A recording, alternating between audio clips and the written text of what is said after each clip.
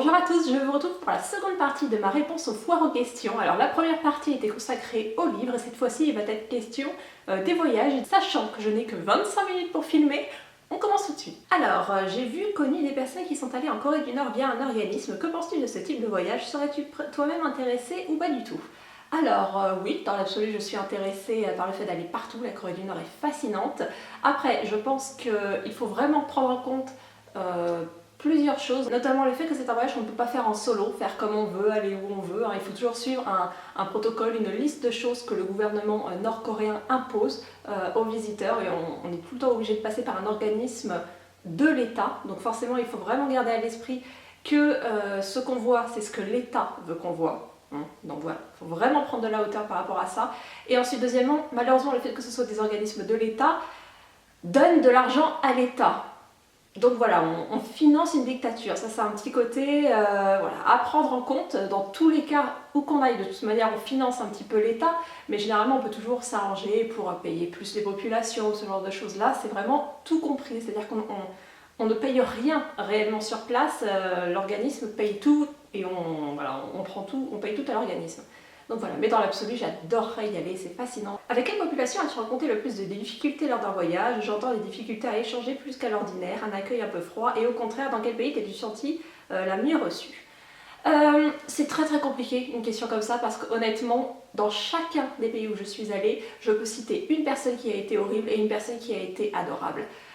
Donc on ne peut pas vraiment faire des généralités de population, je pense que c'est plus une question culturelle, qu'il faut que les gens sont peut-être un petit peu plus froids au premier abord. J'ai ressenti ça par exemple en Autriche. J'ai trouvé que forcément les gens dans les magasins, ce genre de choses, étaient beaucoup plus froids, beaucoup plus distants, ce qui ne veut rien dire parce que mon oncle par alliance est autrichien, c'est la personne la plus adorable au monde. J'ai jamais rencontré d'homme ou de femme plus gentil. Et là où je me suis sentie le mieux reçue, en Italie, je suis toujours très bien reçue, je sais pas pourquoi. Ça se passe toujours très bien en Italie. Slovénie, les gens sont adorables et à nouveau les gens que j'ai rencontrés, il y a des gens horribles absolument partout. Les Pays-Bas, je les ai trouvés très doux, très abordables. Écosse, comment j'ai pu oublier l'Écosse? C'est pas un voyage solo, donc j'avais beaucoup de contact avec des gens extérieurs, pas mes proches forcément, et je les ai trouvés très gentils. Ils allaient de l'avant, ils discutaient, mais pas en draguant, c'est-à-dire que j'avais beaucoup d'hommes avec qui je discutais, qui étaient vraiment gentils et tout, mais c'était pas dans une logique de drague, ou du moins pas en premier but, et très gentil, très calme. On pouvait s'arrêter dans la rue, discuter, demander ce qu'il y avait à voir et tout, ouais voilà. Mais à nouveau, ce ne sont que des rencontres personnelles en vérité. As-tu déjà ou serais-tu prête à voyager avec quelqu'un que tu ne connais pas à la base? Alors, dans l'absolu, je peux tout faire, il n'y a rien qui me dérange, je m'adapte très bien, mais je vois pas vraiment l'intérêt, c'est-à-dire que soit je voyage en solo, et donc je pars voilà pour moi, soit je voyage avec quelqu'un de mes proches, mais faire un entre-deux, voilà, je vois pas trop l'intérêt. Autant dire à mes proches que je pars seule et tout, parce que j'ai besoin, mais alors dire à mes proches que je pars pour partir avec quelqu'un d'autre qui n'est pas eux, c'est bon. Faut en discuter, mais c'est peut-être un petit peu plus étrange. Après, j'ai déjà rencontré des gens que j'avais uniquement rencontrés sur internet, par exemple, et on s'est vu, voilà, on a discuté comme si on se connaissait, parce que concrètement, c'était devenu des proches en fait. Mais des inconnus rencontrés, voilà, la veille, non, je l'ai jamais fait. Est-ce que je pourrais le faire? Oui, je pourrais, mais je vois pas, voilà, je vois pas forcément l'intérêt. Pourrais-tu faire une vidéo sur un livre, un pays, un livre, une fiction que tu as aimé qui permet en même temps de découvrir un pays et sa culture? Alors j'avais commencé une série de vidéos comme ça il y a peut-être 2 ans, j'appelais ça justement un livre, un pays, je crois. Donc je l'avais fait sur 3 pays. Et j'ai fait l'année dernière, j'ai commencé une série de l'Écosse en 3 romans qu'il faut que je poursuive. Ces vidéos sont écrites, mais il faut que je les tourne et voilà, et ça me demande du temps en fait, donc voilà. Je continue dans cette idée, j'ai vraiment envie de partager ça, je trouve ça très intéressant de lier ces deux, donc je le ferai, mais merci vraiment de ta proposition. Quelles sont les raisons qui expliquent ton attrait pour le Japon? Alors ça s'explique pas, comment vous expliquez vous tombez amoureux de quelqu'un? Je sais pas, j'ai commencé très tôt par la musique, et puis après j'ai découvert la culture, j'ai découvert, voilà, une façon de vivre qui m'a beaucoup plu, qui fait que j'ai adoré ce pays. Il n'est pas sans défaut, bien entendu, il y a énormément de choses que je n'y aime pas, mais voilà, c'est comme ça, pour le coup je n'ai vraiment pas de réponse à ce sujet.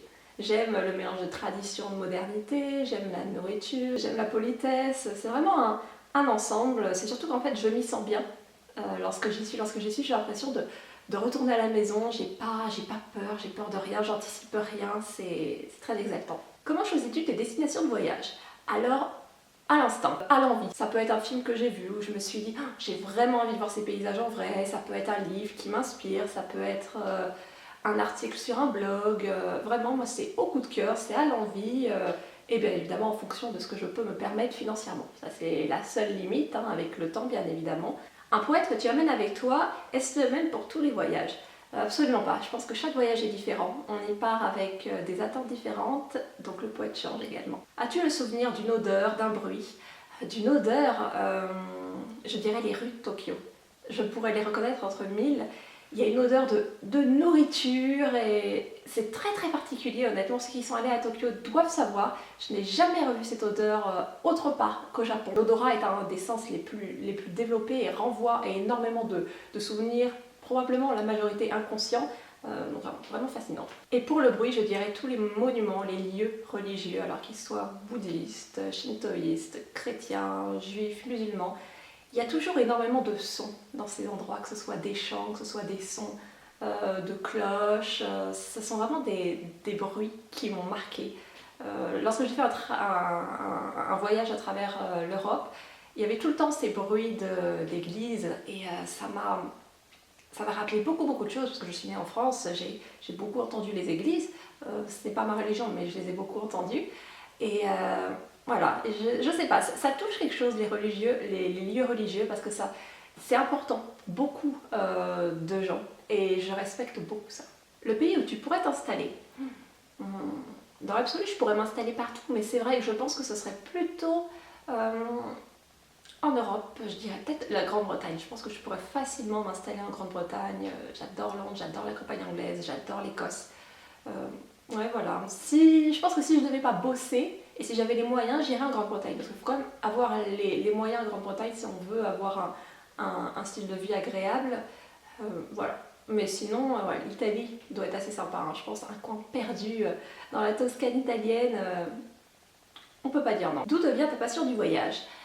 Je ne sais pas. Je pense de mon éducation, de toute la culture dont j'ai été imprégnée, que ce soit par les livres, les films, les séries, ça m'a inévitablement donné envie de voir les choses par moi-même. Donc je pense vraiment que ça vient de tout ça. J'aimerais savoir quel a été ton tout premier voyage, quel âge avais-tu et quels ont été tes ressentis.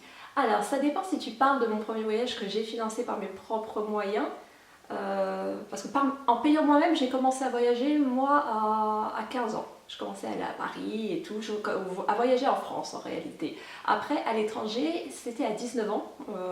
La première fois que j'ai pris l'avion, c'était pour le Japon en fait. Et dans les deux cas, c'était extrêmement exaltant, libératoire, tout ce qu'on peut penser. Je n'avais absolument pas peur parce que c'était quelque chose que je désirais depuis tellement longtemps. D'ailleurs, mon premier voyage au Japon, c'était un coup de tête parce que j'avais prévu de partir l'été. Et finalement, j'ai pas tenu, je suis partie en hiver et en été. Parce que voilà, j'ai une pulsion qui fait que j'ai voulu partir et ce fut merveilleux. Quels sont les 3 plats étrangers qui t'ont le plus marqué, en bien comme en mal? Alors, je dirais le hummus en Israël. Inévitablement, je suis fan de pois chiches et sur place, ils ont des falafels, du hummus, tout ça. Je ne peux plus en manger en France, je n'arrive pas du tout à trouver un équivalent, donc je préfère voilà, le consommer dans mes pensées parce que j'adore ça.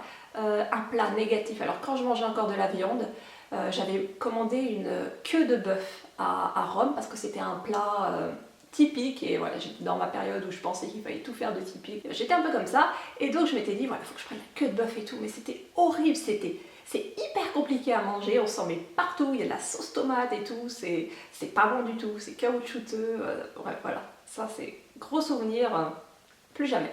Et la première fois que j'ai mangé un okonomiyaki, donc c'est un plat japonais, je vous en ai déjà parlé, j'adore ce plat, c'était tellement bon, c'est gourmand, c'est très lourd, hein, mais c'est, voilà, explosion en bouche avec la mayonnaise et tout, voilà, c'était vraiment top. Outre les pays étrangers, as-tu des endroits, des lieux ou des villes en France que tu apprécies particulièrement? Alors j'adore la France, c'est vraiment un de mes pays préférés, je suis très fan de mon pays. Il y a quelques années je vous aurais dit non et tout, je vais vivre à l'étranger et tout, mais je pense que plus on vieillit, plus on apprécie vraiment ce qu'on a et on a vraiment un pays magnifique. Je suis très très fan de tout l'ouest du pays. J'y suis née, hein, je suis une fille de l'océan, on va dire, et j'adore que ce soit la Bretagne, la Charente-Maritime, l'Aquitaine, enfin oui, je sais qu'on ne dit plus Aquitaine, bref, le Pays Basque. J'adore ces lieux, je trouve ça superbe, j'adore la mer, j'adore tout ce qu'on peut y proposer, donc je suis très très fan de ces endroits, mais de toute manière, il y a beaucoup d'endroits que je trouve fantastiques en France. La Dordogne est formidable, l'Est est magnifique, il y a de très très belles villes, j'ai vraiment envie d'y retourner. Alors vous êtes nombreux à me demander quels sont mes prochains projets de voyage. Alors j'en ai beaucoup de projets de voyage.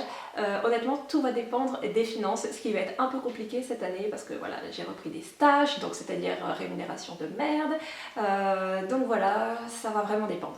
J'ai plein d'idées, mais j'ai encore rien de réservé. Est-ce qu'il t'est déjà arrivé de tomber amoureuse d'une ville, d'un pays où tu es partie voyager et de vouloir t'y installer? Oui, bien sûr. Tokyo m'a fait ça. J'ai très très longtemps voulu vivre à Tokyo.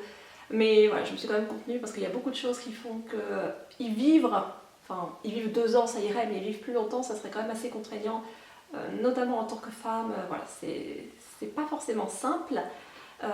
Londres, je pense que Londres, il serait très très facile d'y vivre, mais à nouveau là c'est vraiment une question d'argent. Vivre à Londres quand on n'a pas d'argent, c'est dur.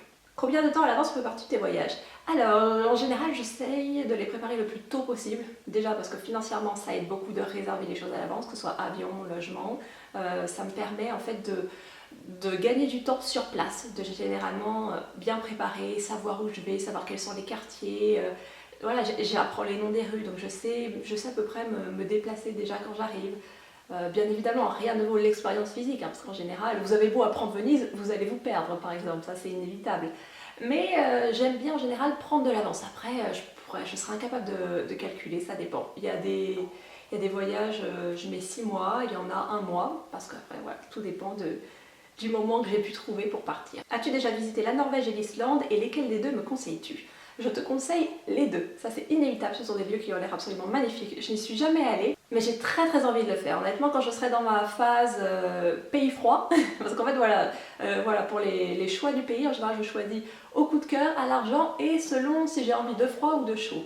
Là, ce sont des pays qui sont plutôt froids, donc quand j'aurai vraiment envie d'aller dans des pays froids, ces deux-là sont vraiment dans ma liste. Alors, quelles sont les destinations lointaines où l'on peut partir quand on n'a pas beaucoup d'argent et que l'on voudrait découvrir le monde selon toi?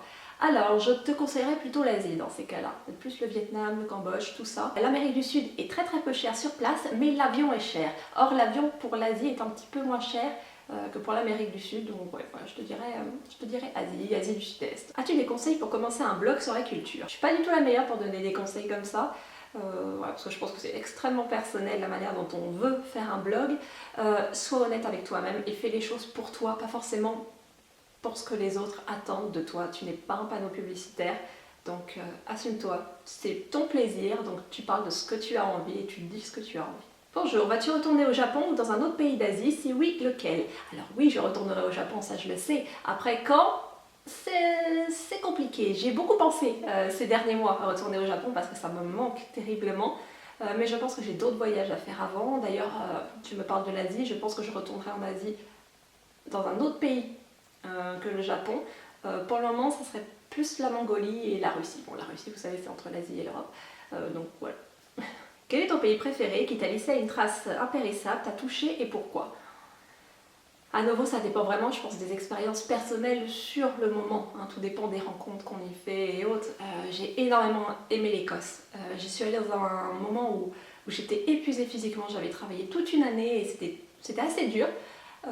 Donc ça a été vraiment mémorable. Le Japon, bien évidemment, ça reste... voilà, c'était le pays. La Grande-Bretagne, l'Italie est toujours géniale. La Slovénie m'a beaucoup plu. Pirlan, la côte adriatique et tout, j'ai été vraiment enchantée de la découvrir. Mais à nouveau, il y a tellement de lieux, je suis sûre que j'en oublie là, et Israël, bien évidemment, ça c'était une expérience absolument extraordinaire. Je n'ai jamais ressenti ça à Jérusalem. Et je sais pas, c'est un lieu, je pense qu'il faut vraiment le vivre pour comprendre. Quels sont les prochains pays en Europe où tu souhaites t'aventurer?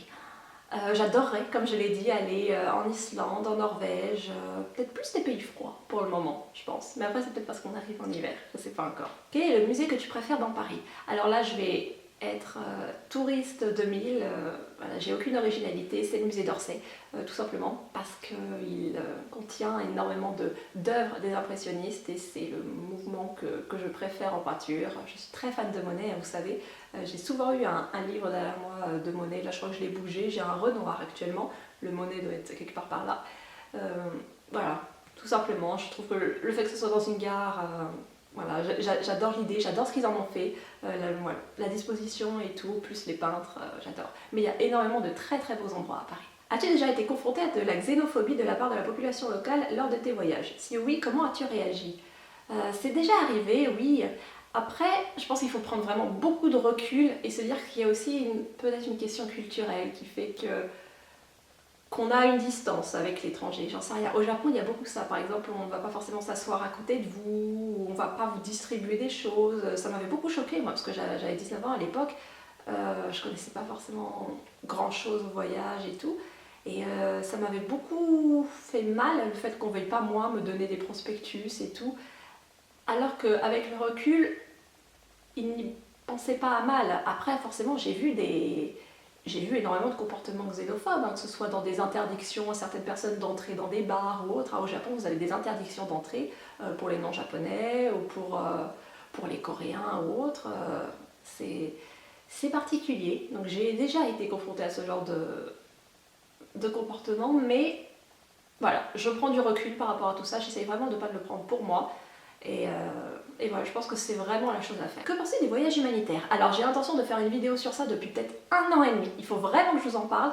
Je suis très mitigée sur le sujet, je vais vraiment être honnête. Concrètement, je pense qu'il faut faire extrêmement attention avec ce genre de voyage parce que ça tourne beaucoup en tourisme humanitaire, ce qui est très dangereux. Le fait de payer pour faire de l'humanitaire est questionnable, je pense. Pas forcément de la part des gens qui veulent aider ou, voilà, ou se donner bonne conscience en aidant. Bon, voilà, l'humanitaire devient un business et c'est pas censé être ça. L'humanitaire, c'est vraiment un métier, il y a des formations pour ça. Donc tout le monde ne peut pas forcément faire de l'humanitaire. Si vous voulez aider, honnêtement, il y a plein d'associations dans votre ville, j'en suis certaine. Il n'y a pas besoin de partir à l'autre bout du monde. Et en général, choisir l'endroit le plus sympathique, hein, parce qu'on va quand même préférer le Cambodge au Gabon. Hein. Les gens vont penser ça souvent. Et après, chose extrêmement importante sur laquelle je redévelopperai quand je ferai cette vidéo, rien avec les enfants. L'humanitaire avec les enfants, il faut faire vraiment très très attention parce qu'on sait très bien qu'il y a un trafic qui se crée. C'est-à-dire que vous voyez, les orphelinats et tout, l'immense majorité des enfants dans les orphelinats ne sont pas orphelins. Hein. Ce sont généralement des enfants qui ont des parents voilà, qui sont l'objet d'un trafic et on sait très bien que voilà, des enfants dans un pays où il y a déjà ce genre de problème, quand ils grandiront, ils risquent d'entrer encore plus dans d'autres trafics, qu'ils soient sexuels ou autres. Il faut prendre ça en compte, il faut énormément étudier avec ce genre d'associations. Tous ne sont pas mauvaises, absolument pas, mais il faut vraiment rester dans ce qui est très très officiel, très très contrôlé. Et à nouveau, l'humanitaire avec les enfants, lorsqu'on n'est pas soi-même un travailleur dans l'humanitaire, j'y suis opposée. Et finalement, dernière question en ce qui concerne la partie voyage, quand est-ce que tu viens à La Réunion? Bientôt, j'espère. C'est un endroit qui a l'air absolument sublime et il doit y avoir beaucoup de choses à y découvrir, j'ai très hâte d'y être. Et je n'hésiterai pas à le faire savoir lorsque j'y partirai. Cette vidéo est à présent terminée, j'espère vraiment qu'elle vous aura plu. Je vais devoir faire une 3e partie sur toutes les questions diverses, pour des questions de taille de vidéo et de temps surtout, parce que là il va falloir que je parte. J'espère vraiment que ça vous aura plu et que j'aurai répondu à peu près toutes vos questions. Sur ce, je vous souhaite une bonne fin de journée. En attendant, portez-vous bien. Au revoir!